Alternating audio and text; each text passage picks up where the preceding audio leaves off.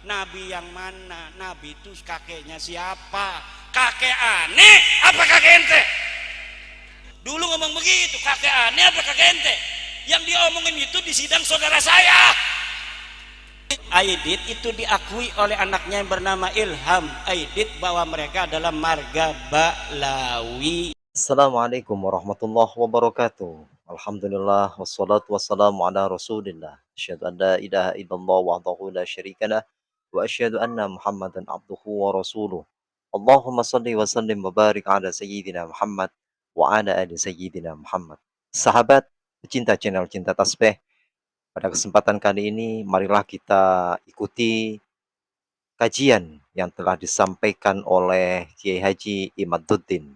Semoga pengajian yang kita akan dengarkan ini senantiasa membawa keberkahan untuk kita semuanya. Terutama kita akan mengetahui hal apa yang akan disampaikan oleh beliau, terutama tentang masalah nasab Ba'alawi. Mengakui, mengklaim bahwasanya kaum habaib itu nasabnya sambung kepada baginda Rasulullah Muhammad SAW. Oleh sebab itu, marilah kita sebagai warga negara Republik Indonesia yang cinta kepada NKRI, marilah terus belajar dan mengaji tentang kajian-kajian dari Kiai Haji Imaduddin ini. Selamat menyaksikan. Ini bukan ngomongin karena benci, karena mereka sudah kita anggap keterlaluan. Kepalanya kiai lebih rendah daripada kakinya Habib. Mereka ngomongnya di YouTube, bos. Kenapa saya berani ngomong di YouTube sekarang? Karena mereka ngomong menghina kitanya di YouTube. Dan saya sadar sekarang ini saya lagi di YouTube. Maka saya berani. Kenapa? Mau ngebalikin aja. Kalau mereka protes, kita protes lagi. Mereka ngomong Kiai Tae itu di YouTube, bos. Kiai Tae itu kalau yang berani ngawinin Habibah, emangnya siapa yang mau ngawinin Habibah? Enggak ada. Sekarang kita, anak cucu kita yang perempuan yang cantik-cantik jangan mau dikawinin oleh Balawi. Jangan mau. Kasihan nanti keturunan kita. Enggak, ya enggak. Kalau yang udah yang tobat, enggak apa yang tobat. Yang tobat ya enggak apa-apa, yang buat Mas Nawasulasa. Dan kalau mereka menghentikan penghinaan kepada warga Nusantara, ya kita menghentikan juga. Yang penting satu, nasab ente sudah putus. Jangan ngaku-ngaku turunan Nabi lagi. Kita sudah yakin, seyakin-yakinnya berdasarkan tes DNA dan don sedon-donnya berdasarkan studi manuskrip, studi pustaka, baik pustaka kitab nasab maupun pustaka kitab sejarah, bahwa ente nasabnya putus. Kalau misalnya ada orang kita yang masih percaya sama nasab ente, ya silakan saja masing-masing. Tetapi kalau kita sudah kagak percaya, dan jangan sampai ada kata-kata yang tidak percaya dengan nasab kita nih, para Ba'lawi tidak akan dapat syafaat Nabi. Nabi yang mana? Nabi itu kakeknya siapa? Kakek aneh apa kakek ente? Kan mereka ngomong begitu tuh dulu. Dulu ngomong begitu, kakek aneh apa kakek ente? Yang diomongin itu di sidang saudara saya. Saudara saya itu kiai dari Jawa Barat, turunan Nabi dari Sunan Gunung Jati. Dia ngomong begitu, makanya saya selalu ngomong itu. Karena yang jadi saksi itu saudara saya. Ngomong dia suruh adzan segala macam, kiainya diam-diam aja nggak tahu sejarah dia. Ya katanya. Makanya saya yang ngomong mewakili bahwa ente sekarang kakek aneh apa kakek ente itu Nabi Muhammad Sallallahu Alaihi Wasallam. Ya ini malah lagi balas-balas. Karena ini dari Allah tuh, balasannya semuanya terlihat. Dulu mereka ngomong begini, ada saudara saya di Cirebon mau kawin sama Kabibah, itu sama Rabi Talawiyah. Mana katanya manuskripnya yang menyebutkan bahwa benar ini keturunan Nabi dari Sunan Gunung Jati? Coba Sunan Gunung Jati punya anak Paserian ini, mana manuskripnya? 3 harus manuskrip sejaman. Digituin. Paserian punya anak ini, mana manuskrip sejamannya? Ini punya anak ini, sampai itu dianya ini ditanyain manuskripnya di Rabi Talawiyah. Sekarang saya minta jangan 3, 1 aja manuskrip sejaman yang mengatakan Ahmad bin Isa punya anak Ubaid, tidak bisa jawab. Dibalas oleh Allah Subhanahu wa taala. Dia mengatakan Wali Songo itu sudah 500 tahun yang lalu. Sekarang kalau ada orang yang ngaku keturunan Nabi dari Wali Songo, itu palsu. Kenapa? Karena sudah 500 tahun putus. Ternyata kita teliti 500 tahun juga dia. Bahkan lebih 50 tahun, 550 tahun. Jadi apa yang mereka katakan selalu dibales dan dibalikan oleh Allah Subhanahu wa taala.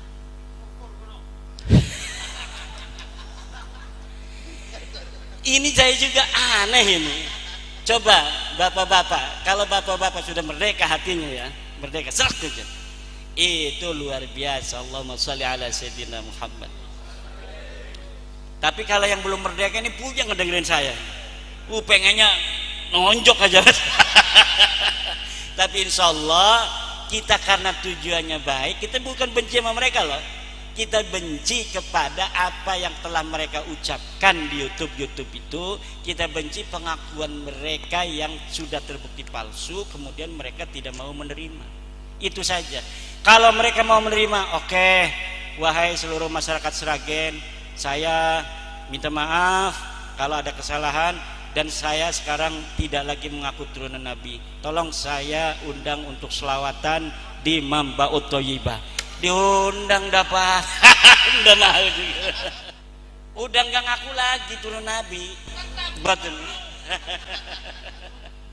Waduh, lebih gawat dari saya ini. Kalau yang dari panjenengan tesisnya itu metode akademisi saja atau metode penggunaan kitab yang mutakbaroh? Menggunakan metode penelitian.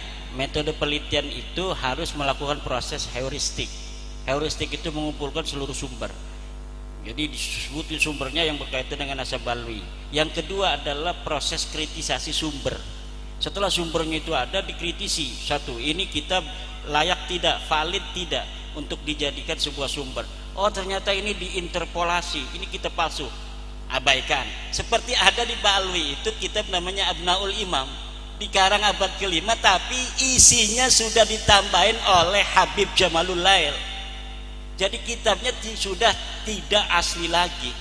Akhirnya saya abaikan, ini tidak masuk dalam kategori sebagai sumber. Setelah kritik sumber satu kitab per kitab, kemudian ada interpretasi sumber. Jadi apa yang ada itu kita interpretasikan. Setelah diinterpretasikan, kemudian dihistoriografi. Ini metodologi penelitian dalam penelitian sejarah.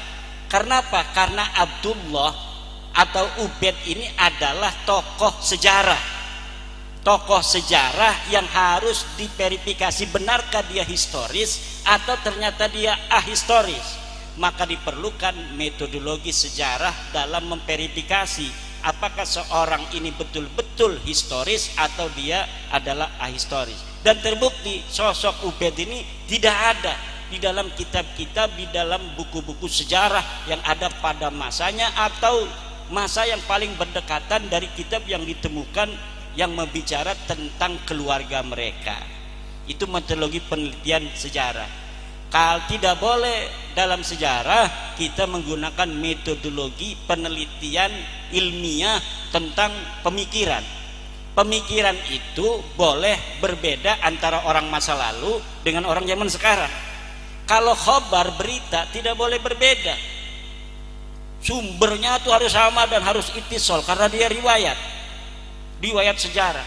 Nah, ini kelemahan daripada kita para santri itu asal ada kitab abad berapa aja tentang sejarah itu dianggap sahih. Kayak Ustadz Idrus Romli kemarin, ini ada kitab abad ke-9, ada abad kitab 10. Iya betul, tapi itu setelah pengakuan.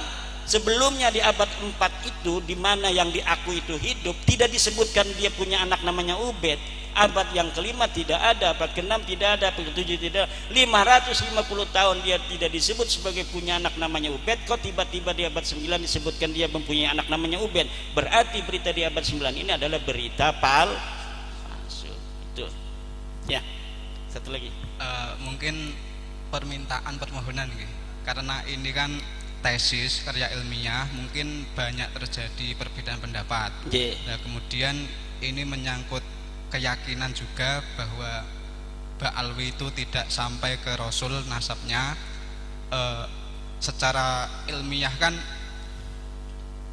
hukum-hukum itu kan melalui ilmiah, tapi yang secara hakikat kan hanya Allah yang tahu.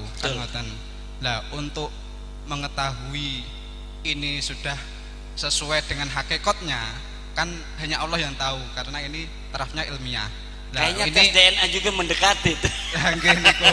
Nah, pertanyaan karena hukumnya apa, empirik gitu. permohonan saya itu mungkin karena tema tesisnya itu memutus nasab, mungkin kami minta pertanggungjawaban bagaimana nanti kalau secara hakikatnya itu memang benar nasabnya sampai ke Rasul. Terus saya tanya kembali, kalau misalnya yang mengakui sekarang nasabnya Balwi itu sebagai turunan Nabi, kalau hakikatnya dia bukan, apa itu pertanggungjawabannya? Yang maksudnya ini kan bentuk perlawanan dari jawaban jenengan. Tapi seumpama kalau memang hakikatnya benar ataupun salah, kalau salah kan kita sudah sesuai. Cuman kalau hakikatnya benar itu nanti bagaimana? Iya, orang-orang yang mengakui itu, yang karena mereka mengakui Ba'lawi sebagai turunan Nabi kemudian mereka menghina orang itu, kan berarti mereka itu membantu Ba'lawi berbuat maksiat. Boten. Iya, ini apa hukum balik bebaliknya? Maksudnya orang dari yang hari ini ketika nanti dipertanggungjawaban oleh Allah ngoten lho.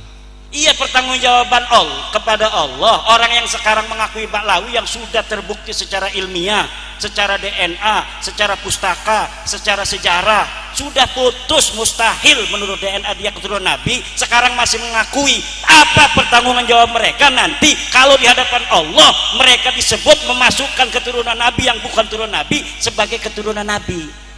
Itu karena apa? Karena dalil mereka tidak ada. Yang ada dalilnya yang membatalkan nasab Ba'lawi. Yang Muhyiddin nggak punya dalil sampai sekarang. Muhyiddin siapa yang bisa bawa dalil bahwa Ba'lawi turun Nabi? Datang ke saya. Nggak ada, mustahil mereka turunan Nabi.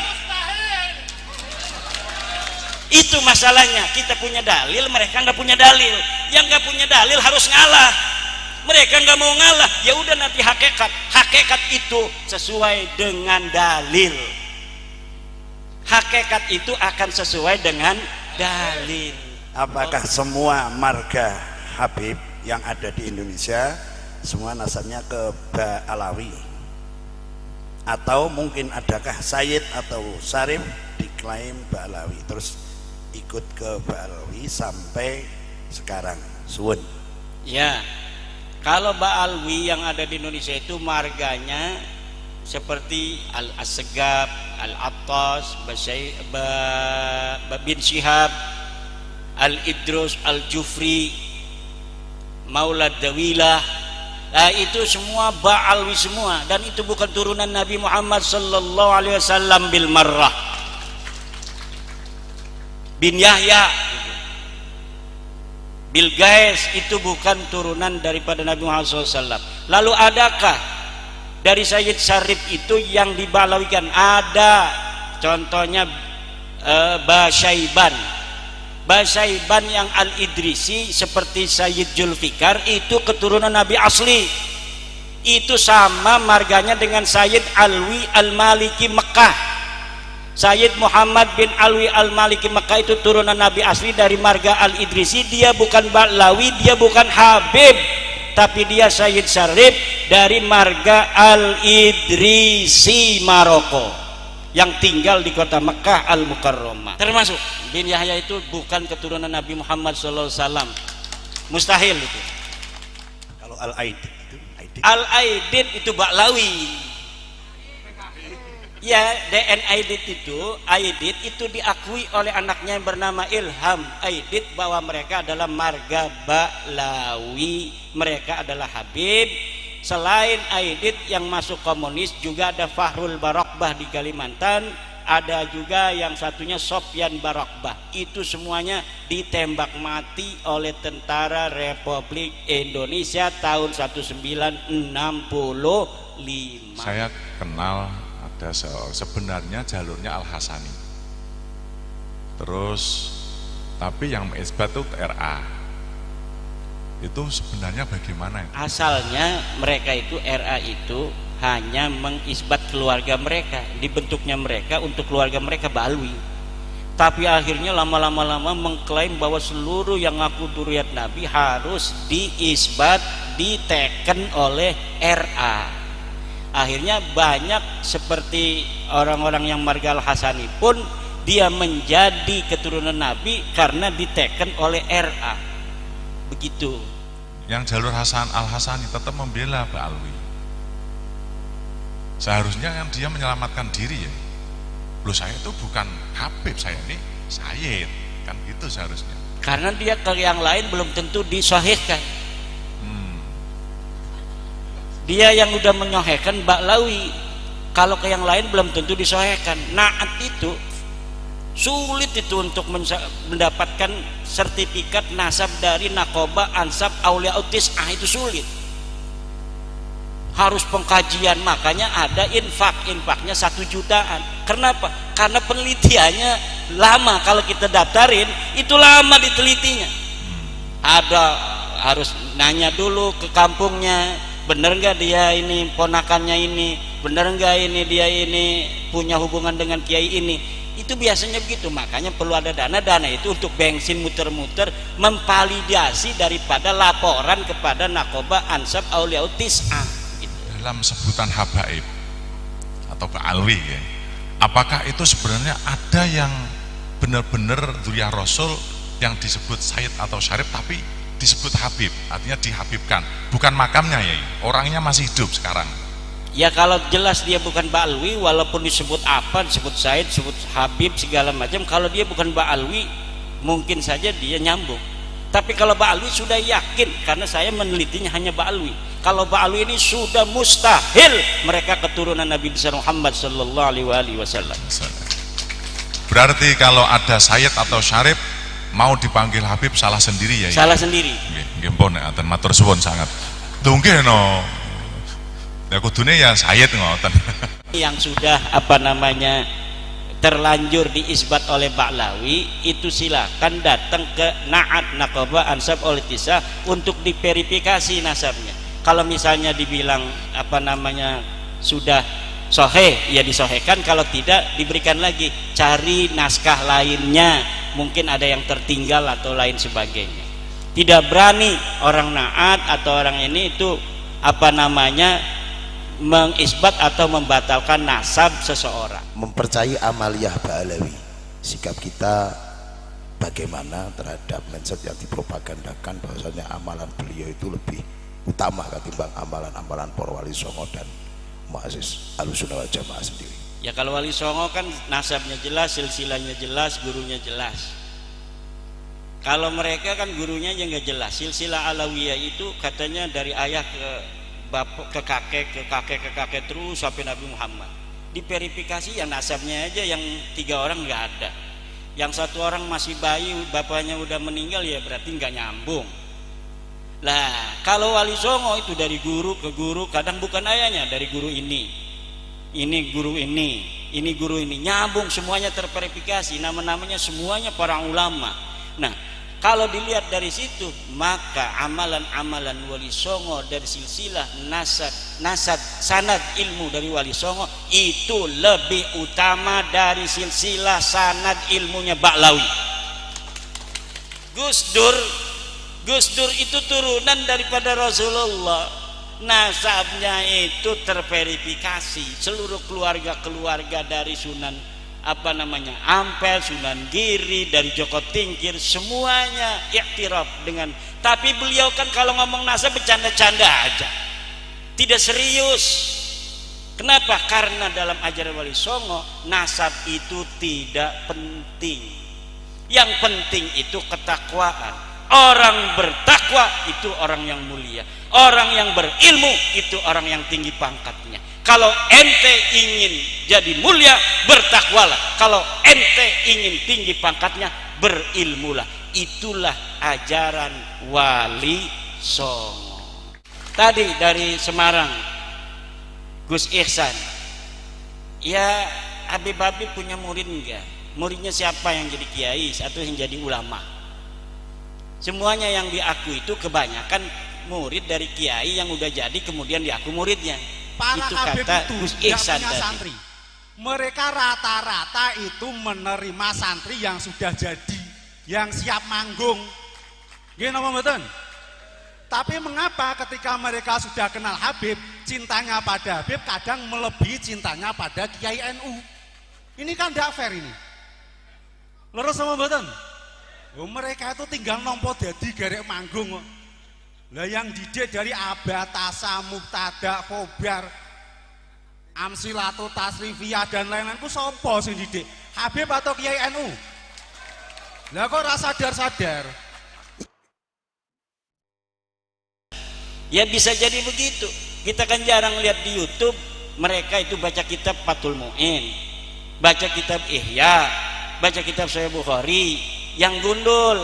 Kalau yang ada mereknya, sakelnya semua bisa kan, banyak yang bisa.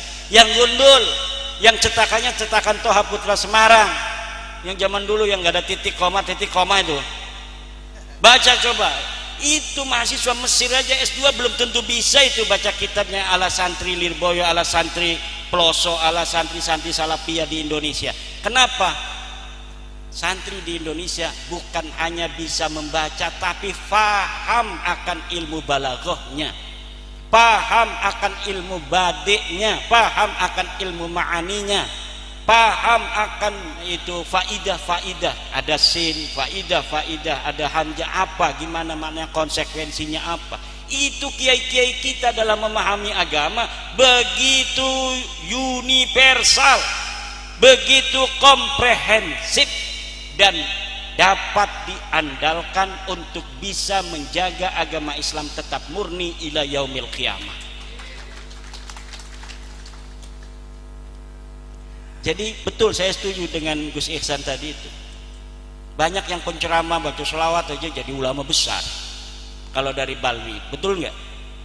Kiai-kiai kita, santri-santri kita udah tamat Fathul Mu'in, baca kitabnya hebat, yang nggak dianggap apa-apa, kalah sama tukang selawatan. Tukang selawatan pakai udang-udang kayak saya aja udah kayak jadi ulama.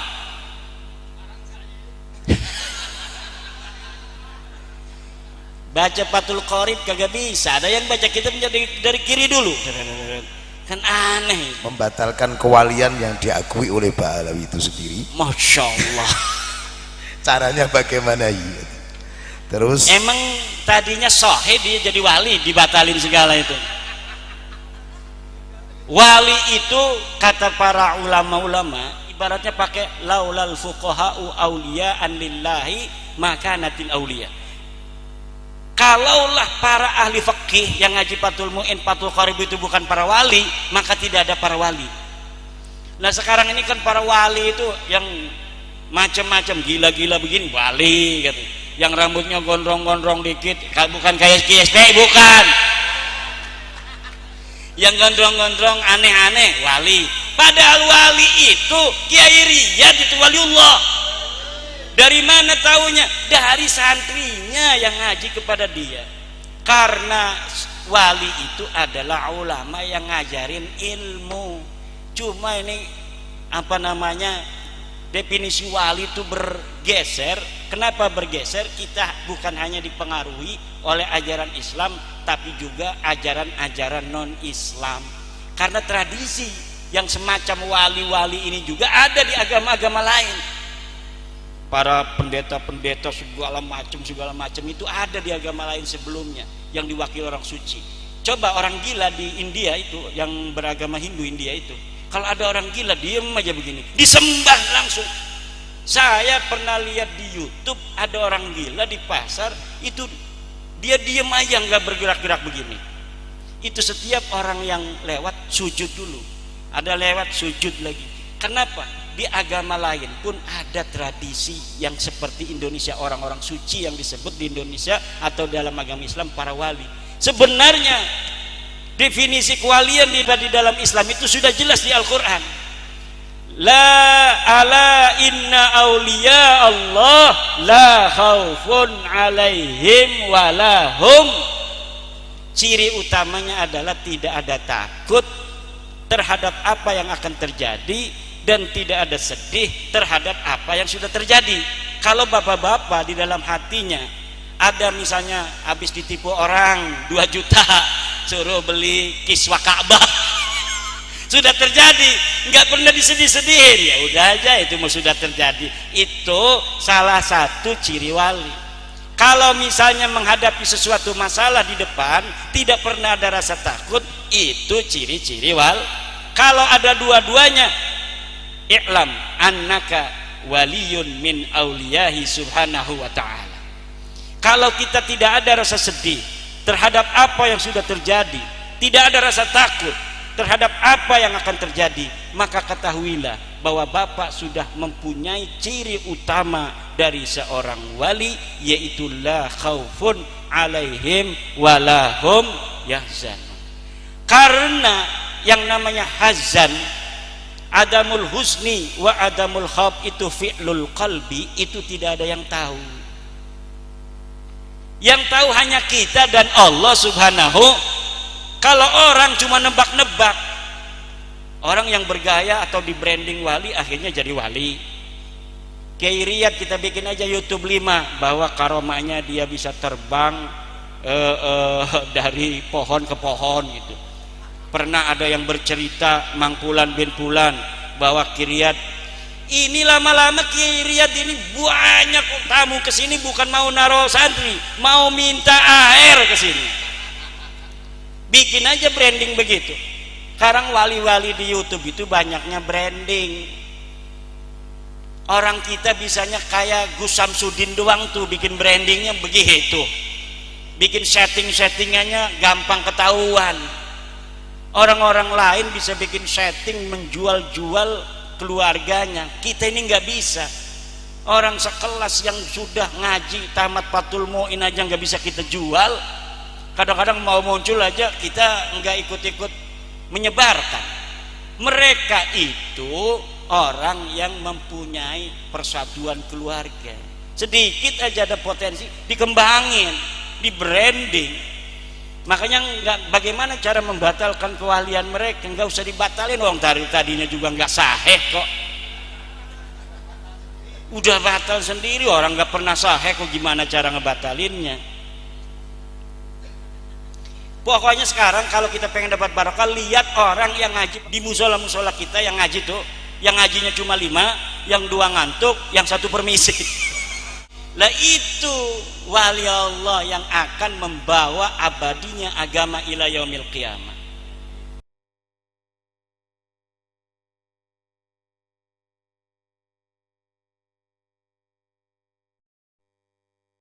Nah, itulah penyampaian dari Kiai Haji Imaduddin, bahwasannya apa yang telah disampaikan oleh beliau tentang masalah nasab kaum para habaib yang memang betul-betul sampai saat ini tidak terbantahkan penemuan penelitian yang telah ditemukan oleh Kiai Haji Imaduddin Al-Bantani tentang masalah nasab Alawi yang putus, tidak sambung kepada baginda Rasulullah Muhammad SAW.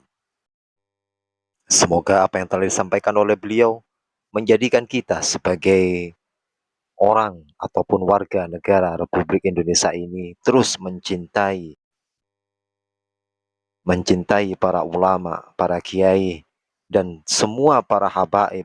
Kita semuanya akan cinta dengan akhlak beliau, dengan ajaran-ajaran beliau yang tidak pencerahan yang menyimpang kepada diri kita. Semoga kita sebagai pecinta para ulama bisa memetik pelajaran yang telah disampaikan oleh Kiai Haji Imaduddin. Terima kasih. Jazakumullahu khairan katsira. Wassalamualaikum warahmatullahi wabarakatuh.